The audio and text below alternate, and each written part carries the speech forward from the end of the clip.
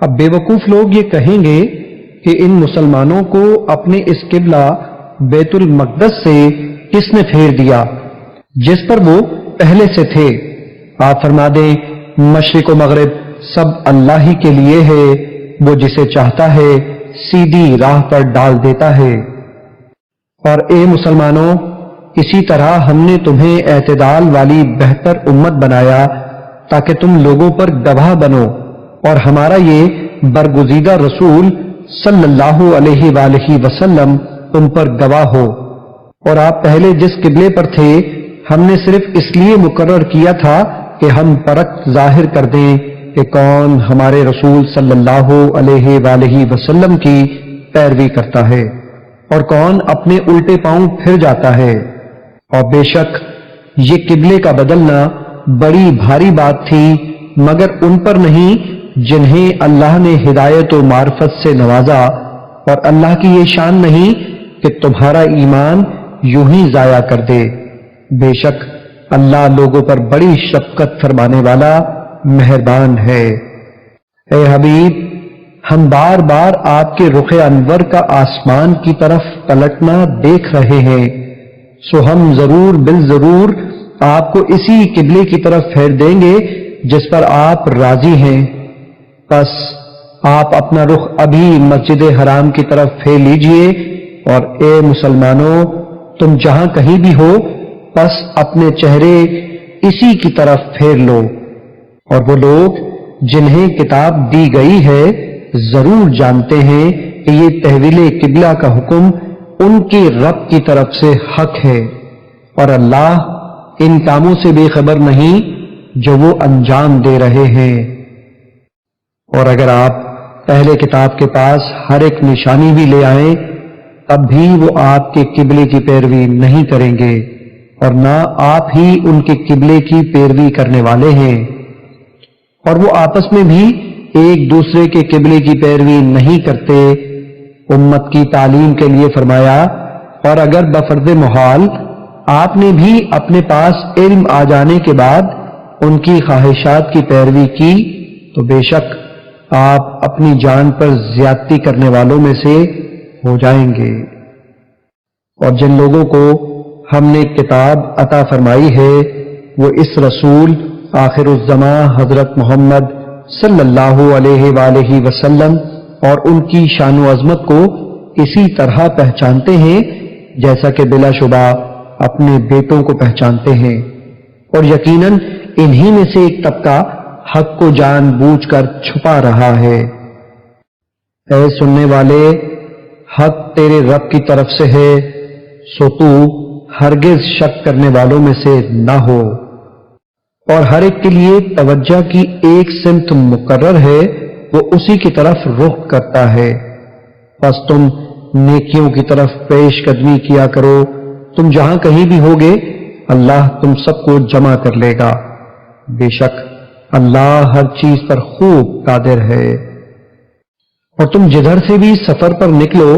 اپنا چہرہ نماز کے وقت مسجد حرام کی طرف پھیر لو، اور یہی تمہارے رب کی طرف سے حق ہے، اور اللہ تمہارے اعمال سے بے خبر نہیں۔ اور تم جدھر سے بھی سفر پر نکلو اپنا چہرہ نماز کے وقت مسجد حرام کی طرف پھیر لو، اور اے مسلمانوں، تم جہاں کہیں بھی ہو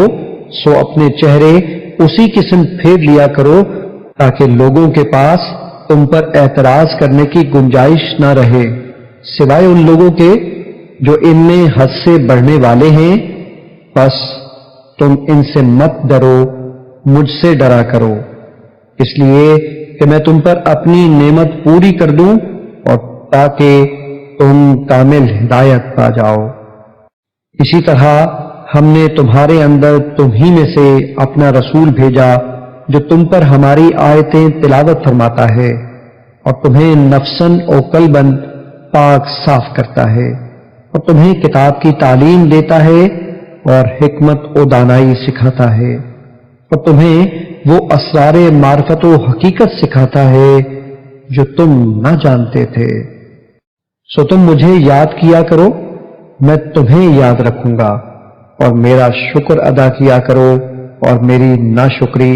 نہ کیا کرو۔ اے ایمان والو، صبر اور نماز کے ذریعے مجھ سے مدد چاہا کرو، یقیناً اللہ صبر کرنے والوں کے ساتھ ہوتا ہے۔ اور جو لوگ اللہ کی راہ میں مارے جائیں انہیں مت کہا کرو کہ یہ مردہ ہیں، وہ مردہ نہیں بلکہ زندہ ہیں، لیکن تمہیں ان کی زندگی کا شعور نہیں۔ اور ہم ضرور بالضرور تمہیں آزمائیں گے، کچھ خوف اور بھوک سے اور کچھ مالوں اور جانوں اور پھلوں کے نقصان سے۔ اور اے حبیب، آپ ان صبر کرنے والوں کو خوشخبری سنا دیں جن پر کوئی مصیبت پڑتی ہے تو کہتے ہیں بے شک ہم بھی اللہ ہی کا مال ہیں اور ہم بھی اسی کی طرف پلٹ کر جانے والے ہیں۔ یہی وہ لوگ ہیں جن پر ان کے رب کی طرف سے پے در پے نوازشیں ہیں اور رحمت ہے، اور یہی لوگ ہدایت یافتہ ہیں۔ بے شک صفا اور مروہ اللہ کی نشانیوں میں سے ہیں، چنانچہ جو شخص بیت اللہ کا حج یا عمرہ کرے تو اس پر کوئی گناہ نہیں کہ ان دونوں کے درمیان چکر لگائے، اور جو شخص اپنی خوشی سے کوئی نیکی کرے تو یقیناً اللہ بڑا قدر شناس، بڑا خبردار ہے۔ بے شک جو لوگ ہماری نازل کردہ کھلی نشانیوں اور ہدایت کو چھپاتے ہیں اس کے بعد کہ ہم نے اسے لوگوں کے لیے اپنی کتاب میں واضح کر دیا ہے، تو انہی لوگوں پر اللہ لعنت بھیجتا ہے، یعنی انہیں اپنی رحمت سے دور کرتا ہے، اور لعنت بھیجنے والے بھی ان پر لعنت بھیجتے ہیں۔ مگر جو لوگ توبہ کر لیں اور اپنی اصلاح کر لیں اور حق کو ظاہر کر دیں تو میں بھی انہیں معاف فرما دوں گا، اور میں بڑا ہی توبہ قبول کرنے والا مہربان ہوں۔ بے شک جنہوں نے حق کو چھپا کر کفر کیا اور اس حال میں مرے کہ وہ کافر ہی تھے، ان پر اللہ کی اور فرشتوں کی اور سب لوگوں کی لعنت ہے، وہ ہمیشہ اسی لعنت میں گرفتار رہیں گے، ان پر سے عذاب ہلکا نہیں کیا جائے گا اور نہ ہی انہیں مہلت دی جائے گی۔ اور تمہارا معبود خدائے واحد ہے، اس کے سوا کوئی معبود نہیں، وہ نہایت مہربان، بہت رحم فرمانے والا ہے۔ بے شک آسمانوں اور زمین کی تخلیق میں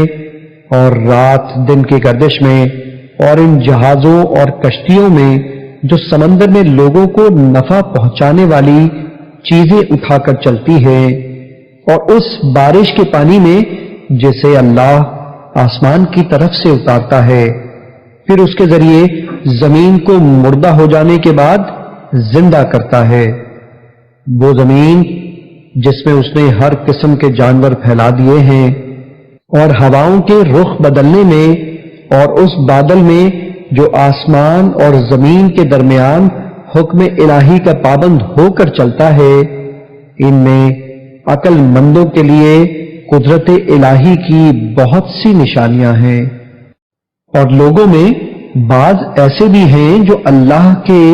غیروں کو اللہ کا شریک ٹھہراتے ہیں اور ان سے اللہ سے محبت جیسی محبت کرتے ہیں، اور جو لوگ ایمان والے ہیں وہ ہر ایک سے بڑھ کر اللہ سے بہت ہی زیادہ محبت کرتے ہیں۔ اور اگر یہ ظالم لوگ اس وقت کو دیکھ لیں جب اخروی عذاب ان کی آنکھوں کے سامنے ہوگا تو جان لیں کہ ساری قوتوں کا مالک اللہ ہے، اور بے شک اللہ سخت عذاب دینے والا ہے۔ اور جب وہ پیشویان کفر جن کی پیروی کی گئی اپنے پیروکاروں سے بیزار ہوں گے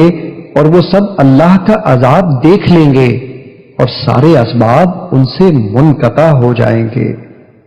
اور یہ بیزاری دیکھ کر مشرک پیروکار کہیں گے کاش ہمیں دنیا میں جانے کا ایک موقع مل جائے تو ہم بھی ان سے بیزاری ظاہر کر دیں جیسے انہوں نے آج ہم سے بیزاری ظاہر کی ہے۔ یوں اللہ انہیں ان کے اپنے اعمال انہی پر حسرت بنا کر دکھائے گا، اور وہ کسی صورت بھی دوزخ سے نکلنے نہ پائیں گے۔ اے لوگو، زمین کی چیزوں میں سے جو حلال اور پاکیزہ ہے کھاؤ، اور شیطان کے راستوں پر نہ چلو، بے شک وہ تمہارا کھلا دشمن ہے۔ تو تمہیں بدی اور بے حیائی کا ہی حکم دیتا ہے، اور یہ بھی کہ تم اللہ کی نسبت وہ کچھ کہو جس کا تمہیں خود علم نہ ہو۔ اور جب ان کافروں سے کہا جاتا ہے کہ جو اللہ نے نازل فرمایا ہے اس کی پیروی کرو، تو کہتے ہیں نہیں، بلکہ ہم تو اسی روش پر چلیں گے جس پر ہم نے اپنے باپ دادا کو پایا ہے، اگرچہ ان کے باپ دادا نہ کچھ عقل رکھتے ہوں اور نہ ہی ہدایت پر ہوں۔ اور ان کافروں کو ہدایت کی طرف بلانے کی مثال ایسے شخص کی سی ہے جو کسی ایسے جانور کو پکارے جو سوائے پکار اور آواز کے کچھ نہیں سنتا۔ یہ لوگ بہرے، گونگے، اندھے ہیں، سو انہیں کوئی سمجھ نہیں۔ اے ایمان والو، ان پاکیزہ چیزوں میں سے کھاؤ جو ہم نے تمہیں عطا کی ہیں، اور اللہ کا شکر ادا کرو اگر تم صرف اسی کی بندگی بجا لاتے ہو۔ اس نے تم پر صرف مردار اور خون اور سور کا گوشت اور وہ جانور جس پر ذبح کے وقت غیر اللہ کا نام پکارا گیا ہو حرام کیا ہے۔ پھر جو شخص سخت مجبور ہو جائے، نہ تو نافرمانی کرنے والا ہو اور نہ حد سے بڑھنے والا، تو اس پر زندگی بچانے کی حد تک کھا لینے میں کوئی گناہ نہیں، بے شک اللہ نہایت بخشنے والا مہربان ہے۔ بے شک جو لوگ کتاب تورات کی ان آیتوں کو جو اللہ نے نازل فرمائی ہیں چھپاتے ہیں اور اس کے بدلے حقیر قیمت حاصل کرتے ہیں، وہ لوگ سوائے اپنے پیٹوں میں آگ بھرنے کے کچھ نہیں کھاتے، اور اللہ قیامت کے روز ان سے کلام تک نہیں فرمائے گا اور نہ ہی ان کو پاک کرے گا، اور ان کے لیے دردناک عذاب ہے۔ یہی وہ لوگ ہیں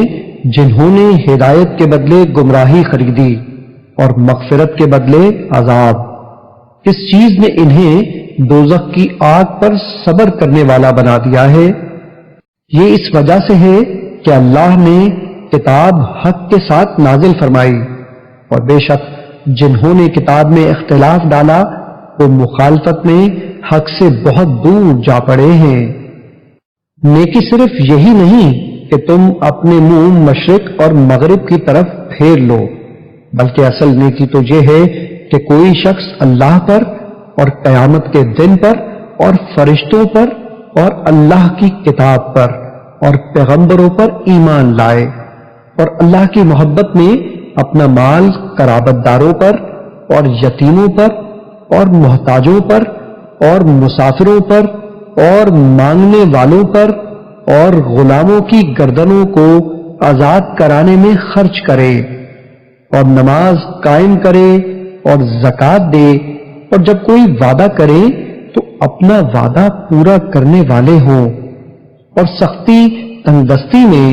اور مصیبت بیماری میں اور جنگ کی شدت جہاد کے وقت صبر کرنے والے ہوں، یہی لوگ سچے ہیں اور یہی پرہیزگار ہیں۔ اے ایمان والو، تم پر ان کے خون کا بدلہ قصاص فرض کیا گیا ہے جو ناحق قتل کیے جائیں، آزاد کے بدلے آزاد اور غلام کے بدلے غلام اور عورت کے بدلے عورت۔ پھر اگر اس کو یعنی قاتل کو اس کے بھائی یعنی مقتول کے وارث کی طرف سے کچھ یعنی قصاص معاف کر دیا جائے تو چاہیے کہ بھلے دستور کے موافق پیروی کی جائے، اور خون بہا کو اچھے طریقے سے اس مقتول کے وارث تک پہنچا دیا جائے، کہ تمہارے رب کی طرف سے رعایت اور مہربانی ہے۔ بس جو کوئی اس کے بعد زیادتی کرے تو اس کے لیے دردناک عذاب ہے، اور تمہارے لیے قصاص یعنی خون کا بدلہ لینے میں ہی زندگی کی ضمانت ہے۔ اے عقل مند لوگوں، تاکہ تم خوریزی اور بربادی سے بچو۔ تم پر فرض کیا گیا ہے کہ جب تم میں سے کسی کی موت قریب آ پہنچے، اگر اس نے کچھ مال چھوڑا ہو تو اپنے والدین اور قریبی رشتہ داروں کے حق میں بھلے طریقے سے وصیت کرے، یہ پرہیزگاروں پر لازم ہے۔ پھر جس شخص نے اس وصیت کو سننے کے بعد اسے بدل دیا تو اس کا گناہ انہی بدلنے والوں پر ہے۔ بے شک اللہ بڑا سننے والا، خوب جاننے والا ہے۔ بس اگر کسی شخص کو وصیت کرنے والے سے کسی کی طرفداری یا کسی کے حق میں زیادتی کا اندیشہ ہو،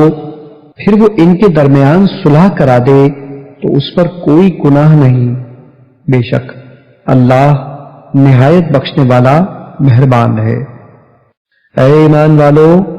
تم پر اسی طرح روزے فرض کیے گئے ہیں جیسے تم سے پہلے لوگوں پر فرض کیے گئے تھے،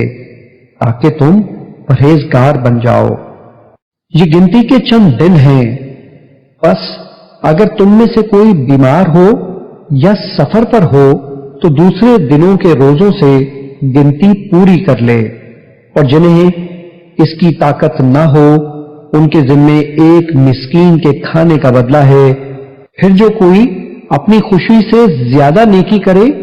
تو وہ اس کے لیے بہتر ہے، اور تمہارا روزہ رکھ لینا تمہارے لیے بہتر ہے اگر تمہیں سمجھ ہو۔ رمضان کا مہینہ وہ ہے جس میں قرآن اتارا گیا ہے، جو لوگوں کے لیے ہدایت ہے اور جس میں رہنمائی کرنے والی اور حق و باطل میں امتیاز کرنے والی واضح نشانیاں ہیں۔ بس تم میں سے جو کوئی اس مہینے کو پالے تو وہ اس کے روزے ضرور رکھے، اور جو کوئی بیمار ہو یا سفر پر ہو تو دوسرے دنوں کے روزوں سے گنتی پوری کر لے۔ اللہ تمہارے حق میں آسانی چاہتا ہے اور تمہارے لیے دشواری نہیں چاہتا، اور اس لیے کہ تم گنتی پوری کر سکو، اور اس لیے کہ اس نے تمہیں جو ہدایت فرمائی ہے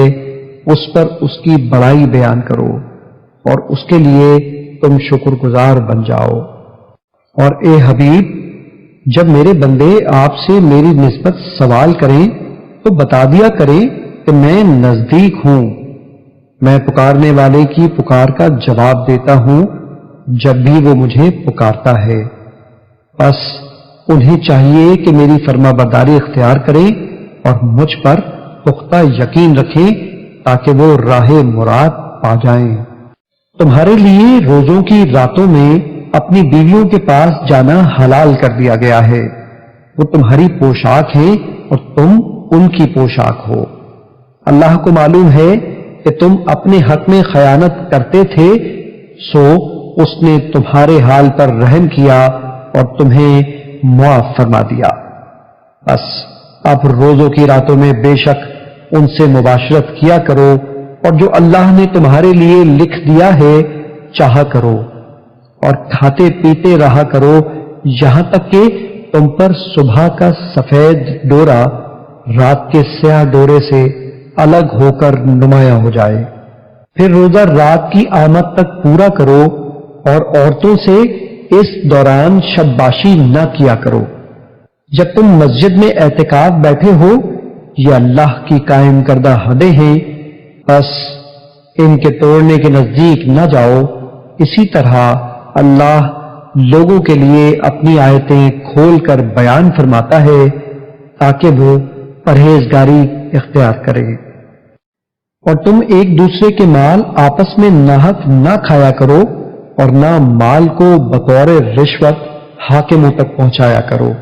کہ یوں لوگوں کے مال کا کچھ حصہ تم بھی ناجائز طریقے سے کھا سکو، حالانکہ تمہارے علم میں ہو کہ یہ گناہ ہے۔ اے حبیب، لوگ آپ سے نئے چاندوں کے بارے میں دریافت کرتے ہیں، فرما دیں یہ لوگوں کے لیے اور ماہ حج کے تعین کے لیے وقت کی علامتیں ہیں، اور یہ کوئی نیکی نہیں کہ تم حالت احرام میں گھروں میں ان کی پشت کی طرف سے آؤ، بلکہ نیکی تو ایسی الٹی رسموں کی بجائے پرہیزگاری اختیار کرنا ہے، اور تم گھروں میں ان کے دروازوں سے آیا کرو، اور اللہ سے ڈرتے رہو تاکہ تم فلاح پاؤ، اور اللہ کی راہ میں ان سے دفاعاً جنگ کرو جو تم پر جنگ مسلط کرتے ہیں، ہاں مگر حد سے نہ بڑھو، بے شک اللہ حد سے بڑھنے والوں کو پسند نہیں فرماتا۔ اور دوران جنگ ان جارے اور محارب کافروں کو جہاں بھی پاؤ مار ڈالو اور ریاستی اقدام کے ذریعے انہیں وہاں سے باہر نکال دو جہاں سے انہوں نے تمہیں نکالا تھا، اور فتنہ انگیزی تو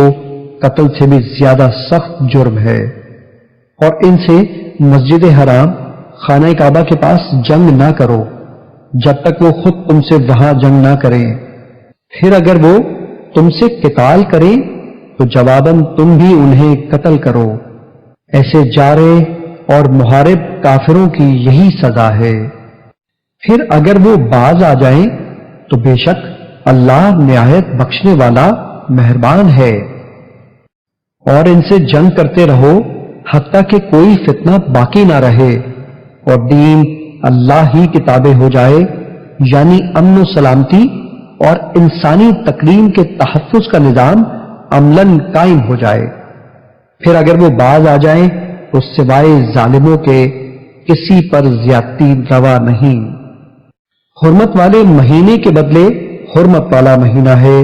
اور دیگر حرمت والی چیزیں ایک دوسرے کا بدل ہیں۔ پس اگر تم پر کوئی زیادتی کرے تم بھی اس پر زیادتی کرو، مگر اسی قدر جتنی اس نے تم پر کی، اور اللہ سے ڈرتے رہو اور جان لو کہ اللہ ڈرنے والوں کے ساتھ ہے۔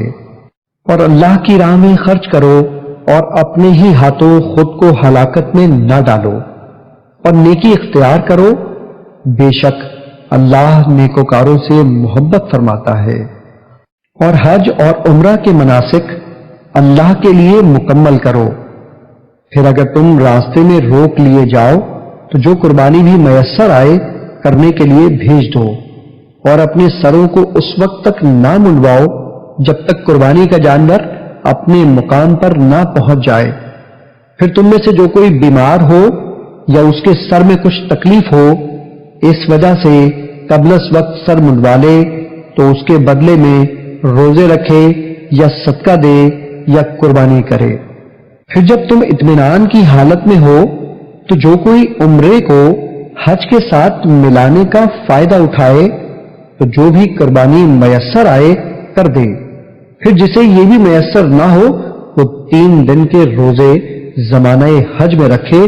اور ساتھ جب تم حج سے واپس لوٹو۔ یہ پورے 10 روزے ہوئے۔ یہ رعایت اس کے لیے ہے جس کے اہل و عیال مسجد حرام کے پاس نہ رہتے ہوں، یعنی جو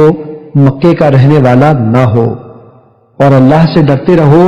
اور جان لو کہ اللہ سخت عذاب دینے والا ہے۔ حج کے چند مہینے معین ہیں، یعنی شوال، ذوالقعدہ اور عشرہ ذی الحجہ۔ تو جو شخص ان مہینوں میں نیت کر کے اپنے اوپر حج لازم کر لے تو حج کے دنوں میں نہ عورتوں سے اختلاط کرے اور نہ کوئی اور گناہ، اور نہ ہی کسی سے جھگڑا کرے، اور تم جو بھلائی بھی کرو اللہ اسے خوب جانتا ہے۔ اور آخرت کے سفر کا سامان کر لو، بے شک سب سے بہتر زادِ راہ تقویٰ ہے، اور اے عقل والو میرا تقویٰ اختیار کرو۔ اور تم پر اس بات میں کوئی گناہ نہیں اگر تم زمانہ حج میں تجارت کے ذریعے اپنے رب کا فضل بھی تلاش کرو۔ پھر جب تم عرفات سے واپس آؤ تو مشعر حرام مزدلفہ کے پاس اللہ کا ذکر کیا کرو، اور اس کا ذکر اس طرح کرو جیسے اس نے تمہیں ہدایت فرمائی، اور بے شک اس سے پہلے تم بھٹکے ہوئے تھے۔ پھر تم وہیں سے جا کر واپس آیا کرو جہاں سے اور لوگ واپس آتے ہیں، اور اللہ سے خوب بخشش طلب کرو، بے شک اللہ نہایت بخشنے والا مہربان ہے۔ پھر جب تم اپنے حج کے ارکان پورے کر چکو تو منا میں اللہ کا خوب ذکر کیا کرو، جیسے تم اپنے باپ دادا کا بڑے شوق سے ذکر کرتے ہو، یا اس سے بھی زیادہ شدت شوق سے اللہ کا ذکر کیا کرو۔ پھر لوگوں میں سے کچھ ایسے بھی ہیں جو کہتے ہیں اے ہمارے رب ہمیں دنیا میں ہی عطا کر دے، اور ایسے شخص کے لیے آخرت میں کوئی حصہ نہیں ہے۔ اور انہی میں سے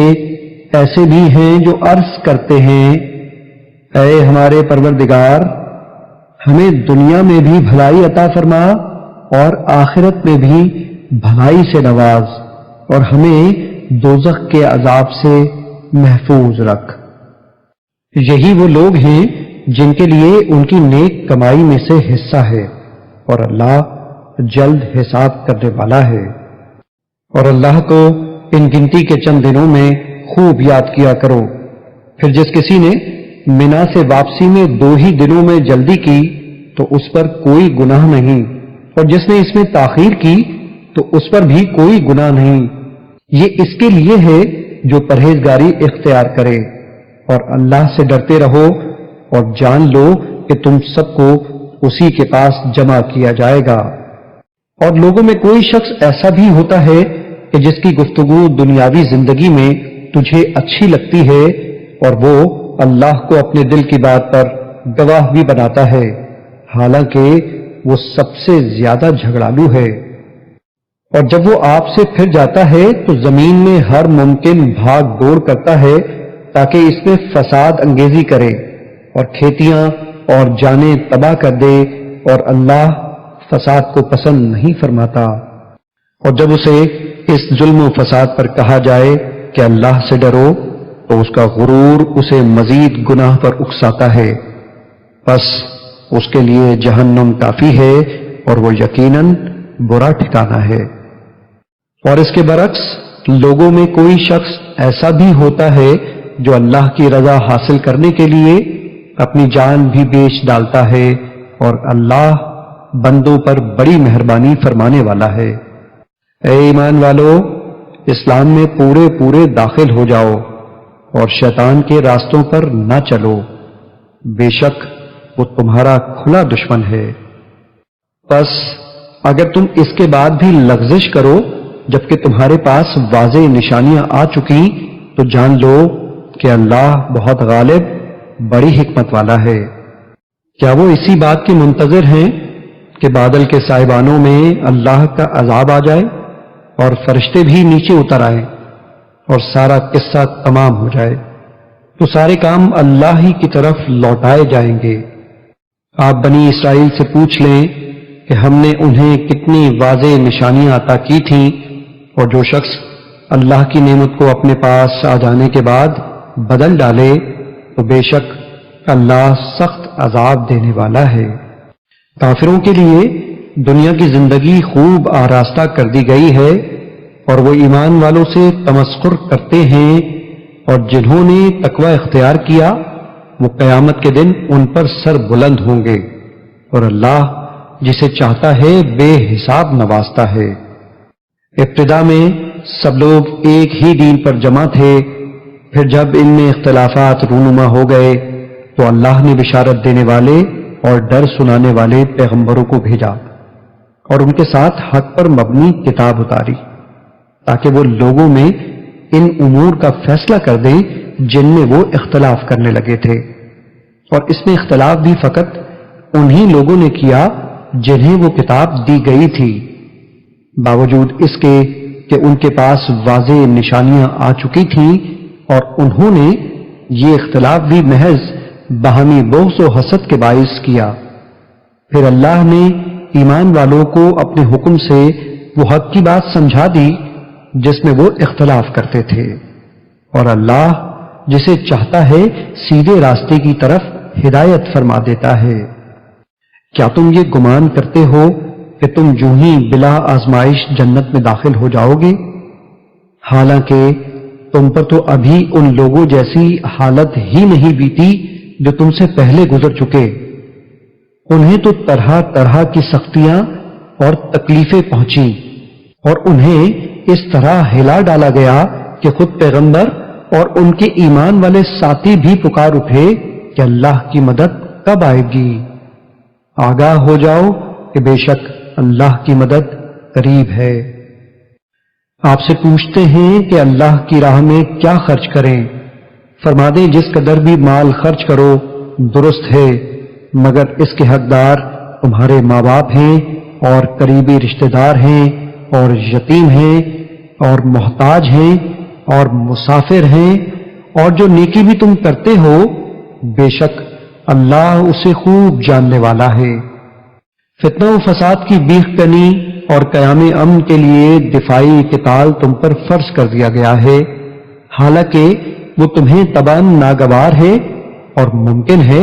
تم کسی چیز کو ناپسند کرو اور وہ حقیقتاً تمہارے لیے بہتر ہو، اور یہ بھی ممکن ہے کہ تم کسی چیز کو پسند کرو اور وہ حقیقتاً تمہارے لیے بری ہو، اور اللہ خوب جانتا ہے اور تم نہیں جانتے۔ لوگ آپ سے حرمت والے مہینے میں جنگ کا حکم دریافت کرتے ہیں، فرما دیں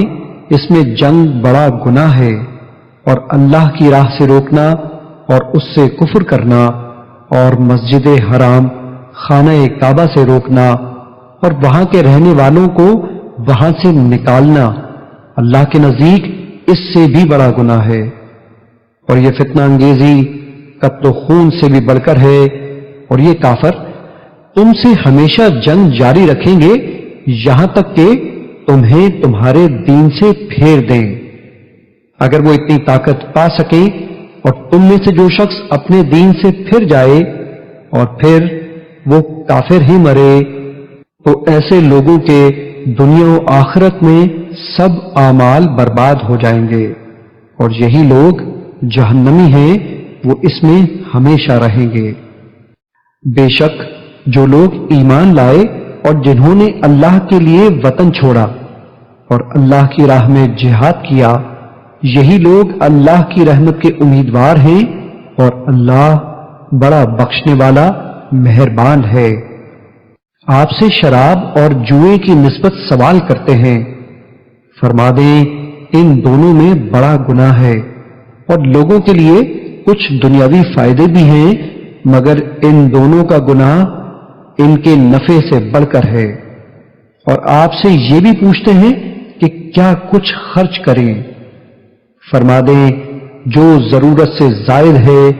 خرچ کر دو، اسی طرح اللہ تمہارے لیے اپنے احکام کھول کر بیان فرماتا ہے تاکہ تم غور و فکر کرو۔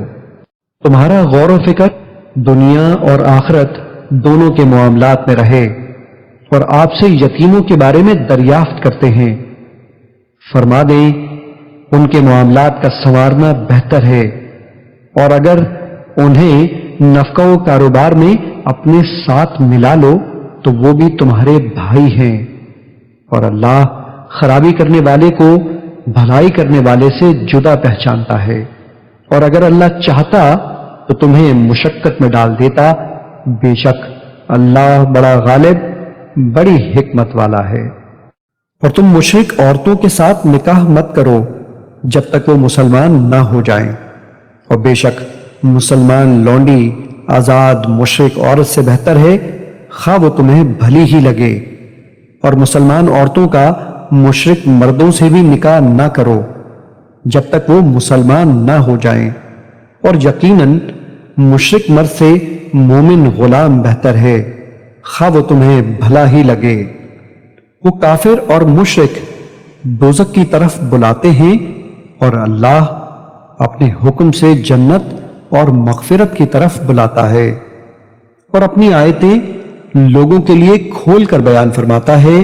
تاکہ وہ نصیحت حاصل کریں۔ اور آپ سے حیض ایام ماہواری کی نسبت سوال کرتے ہیں، فرما دیں وہ نجاست ہے، سو تم حیض کے دنوں میں عورتوں سے کنارہ کش رہا کرو، اور جب تک وہ پاک نہ ہو جائیں ان کے قریب نہ جایا کرو، اور جب وہ خوب پاک ہو جائیں تو جس راستے سے اللہ نے تمہیں اجازت دی ہے ان کے پاس جایا کرو، بے شک اللہ بہت توبہ کرنے والوں سے محبت فرماتا ہے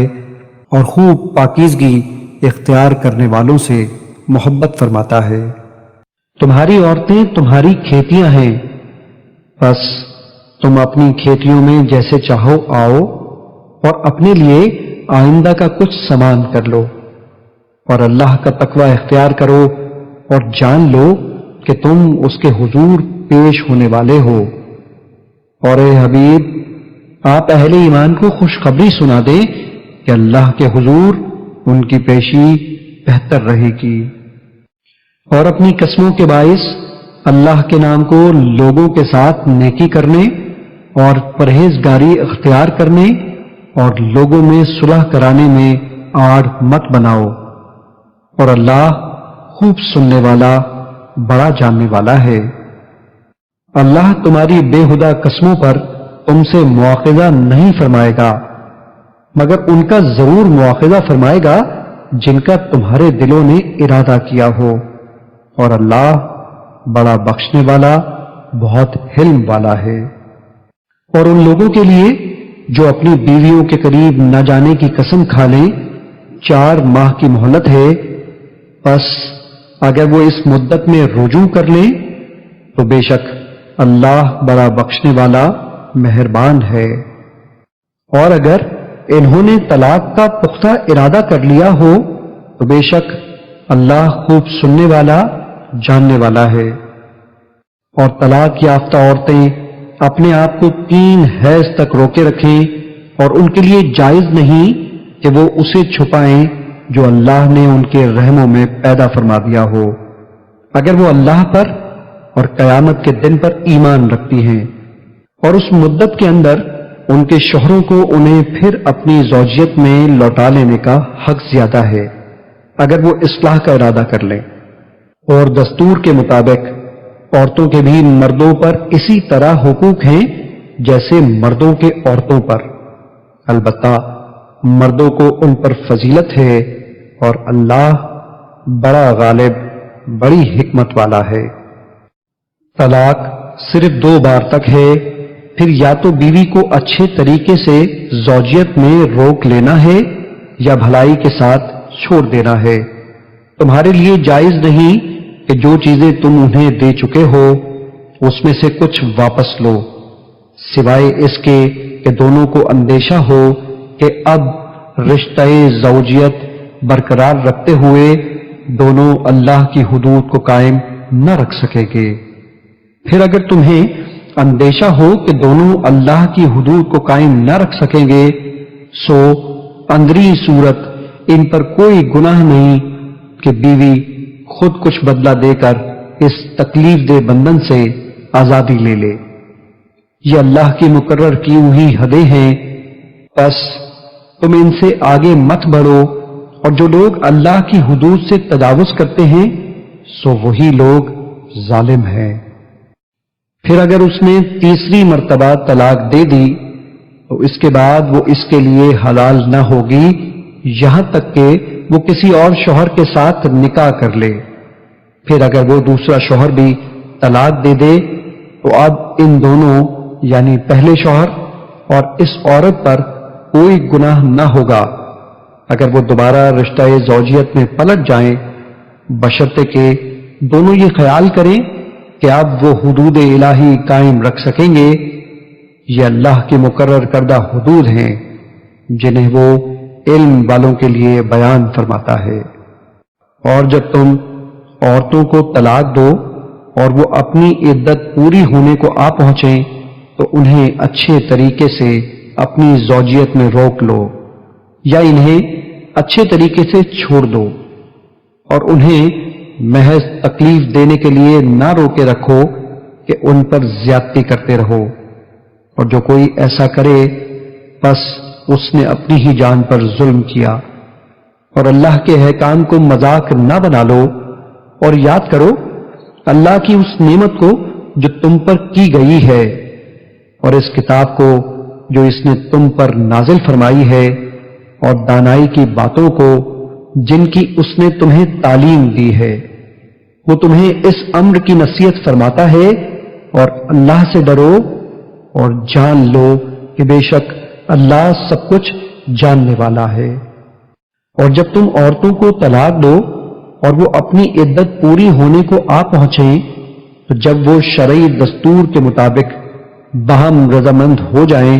تو انہیں اپنے پرانے یا نئے شوہروں سے نکاح کرنے سے مت روکو۔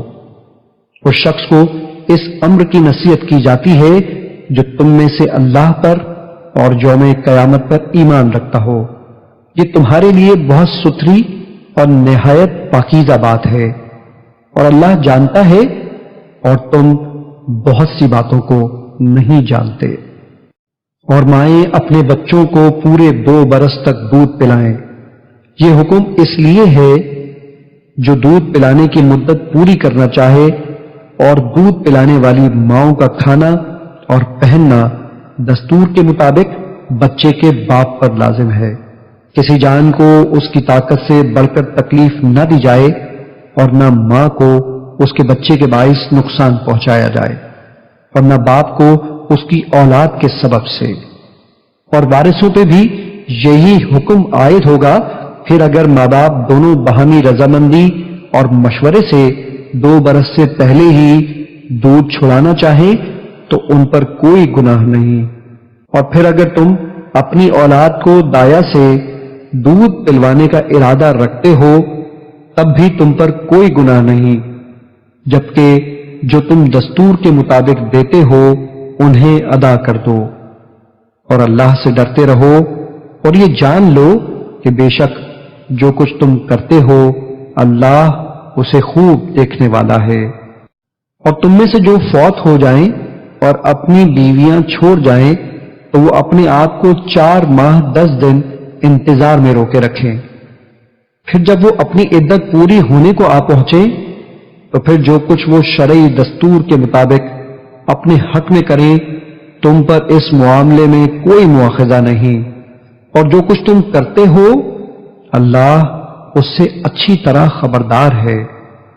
اور تم پر اس بات میں کوئی گناہ نہیں کہ دوران عدت بھی ان عورتوں کو اشارتاً نکاح کا پیغام دے دو، یا یہ خیال اپنے دلوں میں چھپا رکھو، اللہ جانتا ہے کہ تم عنقریب ان سے ذکر کرو گے، مگر ان سے خفیہ طور پر بھی ایسا وعدہ نہ لو سوائے اس کے کہ تم فقط شریعت کی روح سے کنایتاً معروف بات کہہ دو، اور اس دوران عقد نکاح کا پختہ عزم نہ کرو یہاں تک کہ مقررہ عدت اپنی انتہا کو پہنچ جائے۔ اور جان لو کہ اللہ تمہارے دلوں کی بات کو بھی جانتا ہے، تو اس سے ڈرتے رہا کرو۔ اور یہ بھی جان لو کہ اللہ بڑا بخشنے والا، بڑا حلم والا ہے۔ تم پر اس بات میں بھی کوئی گناہ نہیں کہ اگر تم نے اپنی منکوحہ عورتوں کو ان کے چھونے یا ان کے مہر مقرر کرنے سے بھی پہلے طلاق دے دی ہے تو انہیں ایسی صورت میں مناسب خرچہ دے دو۔ وسعت والے پر اس کی حیثیت کے مطابق لازم ہے، اور تنگ دست پر اس کی حیثیت کے مطابق۔ باہر طور یہ خرچہ مناسب طریق پر دیا جائے، یہ بھلائی کرنے والوں پر واجب ہے۔ اور اگر تم نے انہیں چھونے سے پہلے طلاق دے دی دراں حالانکہ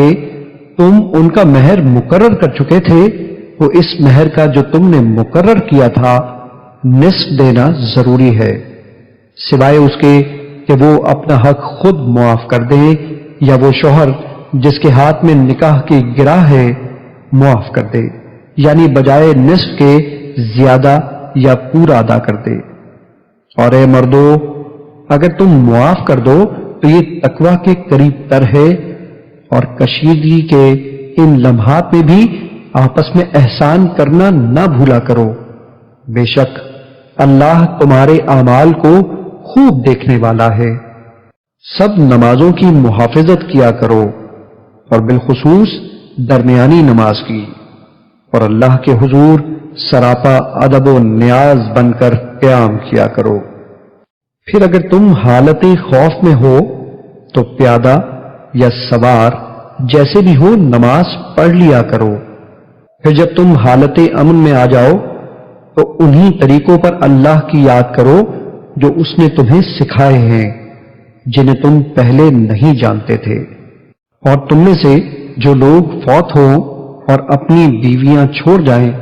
ان پر لازم ہے کہ مرنے سے پہلے اپنی بیویوں کے لیے انہیں 1 سال تک کا خرچہ دینے اور اپنے گھروں سے نہ نکالے جانے کی وصیت کر جائیں۔ پھر اگر وہ خود اپنی مرضی سے نکل جائیں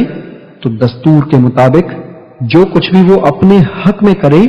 تم پر اس معاملے میں کوئی گناہ نہیں، اور اللہ بڑا غالب، بڑی حکمت والا ہے۔ اور طلاق یافتہ عورتوں کو بھی مناسب طریقے سے خرچہ دیا جائے، یہ پرہیزگاروں پر واجب ہے۔ اسی طرح اللہ تمہارے لیے اپنے احکام واضح فرماتا ہے تاکہ تم سمجھ سکو۔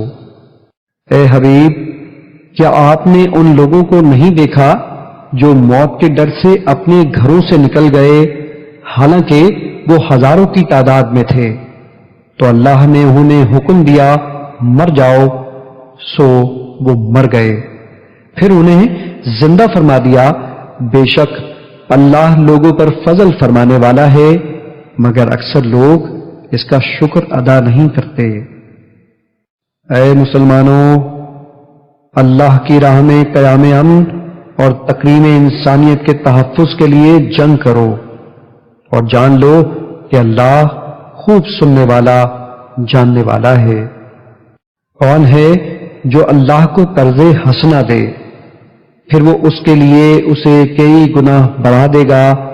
اور اللہ ہی تمہارے رزق میں تنگی اور کشادگی کرتا ہے، اور تم اسی کی طرف لوٹائے جاؤ گے۔ اے حبیب، کیا آپ نے بنی اسرائیل کے اس گروہ کو نہیں دیکھا جو موسیٰ علیہ السلام کے بعد ہوا، جب انہوں نے اپنے پیغمبر سے کہا ہمارے لیے ایک بادشاہ مقرر کر دیں تاکہ ہم اس کی قیادت میں اللہ کی راہ میں جنگ کریں؟ نبی نے ان سے فرمایا کہیں ایسا نہ ہو کہ تم پر قتال فرض کر دیا جائے تو تم قتال ہی نہ کرو۔ وہ کہنے لگے ہمیں کیا ہوا ہے کہ ہم اللہ کی راہ میں جنگ نہ کریں، حالانکہ ہمیں اپنے گھروں سے اور اولاد سے جدا کر دیا گیا ہے۔ سو جب ان پر ظلم و جاہریت کے خلاف قتال فرض کر دیا گیا تو ان میں سے چند ایک کے سوا سب پھر گئے، اور اللہ ظالموں کو خوب جاننے والا ہے۔ اور ان سے ان کے نبی نے فرمایا بے شک اللہ نے تمہارے لیے طالوت کو بادشاہ مقرر فرمایا ہے۔ وہ کہنے لگے اسے ہم پر حکمرانی کیسے مل گئی، حالانکہ ہم اس سے حکومت کرنے کے زیادہ حقدار ہیں،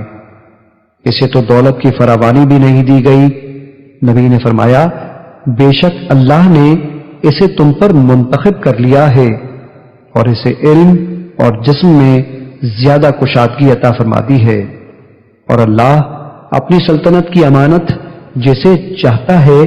عطا فرما دیتا ہے، اور اللہ بڑی وسعت والا، خوب جاننے والا ہے۔ اور ان کے نبی نے ان سے فرمایا اس کی سلطنت کے من جانب اللہ ہونے کی نشانی یہ ہے کہ تمہارے پاس صندوق آئے گا، اس میں تمہارے رب کی طرف سے سکون قلب کا سامان ہوگا، اور کچھ آل موسیٰ اور آل ہارون کے چھوڑے ہوئے تبرکات ہوں گے۔ اسے فرشتوں نے اٹھایا ہوا ہوگا، اگر تم ایمان والے ہو تو بے شک اس میں تمہارے لیے بڑی نشانی ہے۔ پھر جب طالوت اپنے لشکروں کو لے کر شہر سے نکلا تو اس نے کہا بے شک اللہ تمہیں ایک نہر کے ذریعے آزمانے والا ہے، پس جس نے اس میں سے پانی پیا سو وہ میرے ساتھیوں میں سے نہیں ہوگا، اور جو اس کو نہیں پیے گا بس وہی میری جماعت سے ہوگا، مگر جو شخص اپنے ہاتھ سے صرف ایک چلو کی حد تک پی لے اس پر کوئی حرج نہیں۔ سو ان میں سے چند لوگوں کے سوا باقی سب نے اس سے پانی پی لیا۔ پس جب طالوت اور ان کے ایمان والے ساتھی نہر کے پار چلے گئے تو کہنے لگے آج ہم میں جالوت اور اس کی فوجوں سے مقابلے کی طاقت نہیں۔ جو لوگ یہ یقین رکھتے تھے کہ وہ شہید ہو کر یا مرنے کے بعد اللہ سے ملاقات کا شرف پانے والے ہیں، کہنے لگے کئی مرتبہ اللہ کے حکم سے تھوڑی سی جماعت خاصی بڑی جماعت پر غالب آ جاتی ہے، اور اللہ صبر کرنے والوں کو اپنی معیت سے نوازتا ہے۔ اور جب وہ جالوت اور اس کی فوجوں کے مقابل ہوئے تو عرض کرنے لگے اے ہمارے پروردگار، ہم پر صبر میں وسعت ارزانی فرما اور ہمیں ثابت قدم رکھ اور ہمیں کافروں پر غلبہ عطا فرما۔ پھر انہوں نے ان جالوتی فوجوں کو اللہ کے امر سے شکست دی اور داؤد علیہ السلام نے جالوت کو قتل کر دیا، اور اللہ نے ان کو یعنی داؤد علیہ السلام کو حکومت اور حکمت عطا فرمائی اور انہیں جو چاہا سکھایا۔ اور اگر اللہ ظلم و جور روا رکھنے والے امن دشمن لوگوں کے ایک گروہ کو تکریم انسانیت اور امن کا تحفظ کرنے والے دوسرے گروہ کے ذریعے نہ ہٹاتا رہتا تو زمین پر انسانی زندگی بعض جابروں کے مسلسل تسلط اور ظلم کے باعث برباد ہو جاتی، مگر اللہ تمام جہانوں پر بڑا فضل فرمانے والا ہے۔ یہ اللہ کی آیتیں ہیں، ہم انہیں اے حبیب آپ پر سچائی کے ساتھ پڑھتے ہیں، اور بے شک آپ رسولوں میں سے ہیں۔